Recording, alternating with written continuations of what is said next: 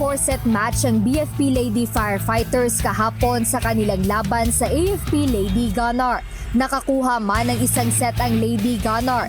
Hindi nagpatinag ang Lady Firefighters at tinapos ang match sa scores na 26-28, 25-22, 13-25 at 22-25. Malaking bagay yung panalo na yon kasi talagang kailangan naming makapasok doon sa top 2. So napakalaking bagay po yung panalo namin ngayon, sir.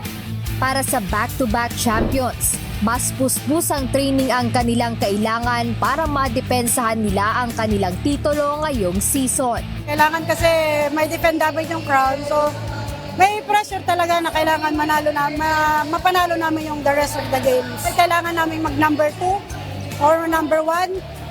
So dahil nga siguro kailangan pang magpursige para makapasa kami sa top 4.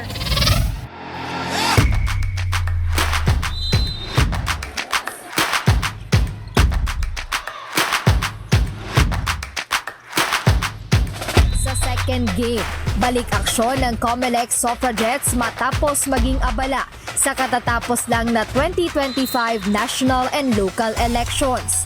Hindi na nila pinatagal pa ang match kontra NCMH Wellness Warriors at kinuha ito sa scores na 25-14, 26-24 at 25-19. Mahalaga sa amin kasi pag natalo kami dito, pwede kaming maunahan ni PNP at ni BFP. So yun ang iniiwasan namin. Ayaw na namin lumaro pa ng do or die.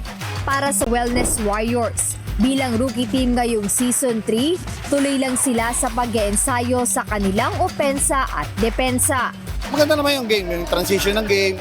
Although, medyo kulang lang kami doon sa depensa especially. Opensa halos nagkakaparehas lang din. So, yeah, siguro yung team kailangan pa mag-workout doon sa transition ng offense talaga.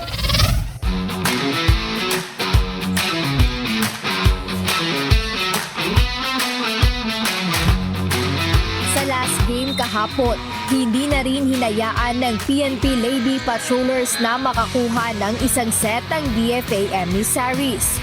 Agad nilang winakasan ang laro sa scores na 7-25, 10-25 at 21-25. Nagpo-focus lang kami sa goal namin na makapasok sa quarters or semis. Kung ano man ibibigay sa amin ng Panginoon, pinaghihirapan namin.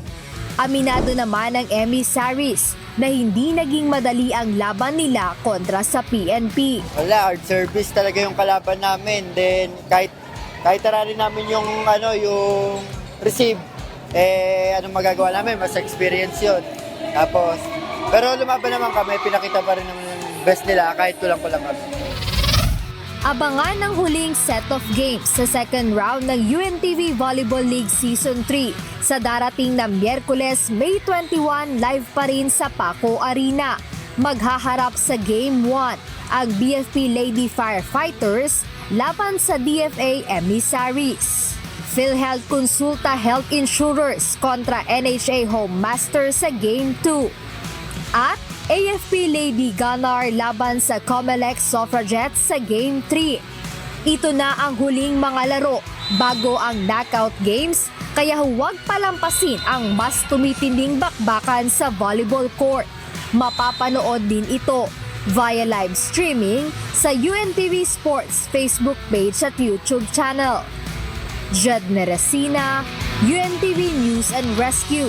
Diyos ang aming sandigan, serbisyo publiko ang aming pinahahalagahan.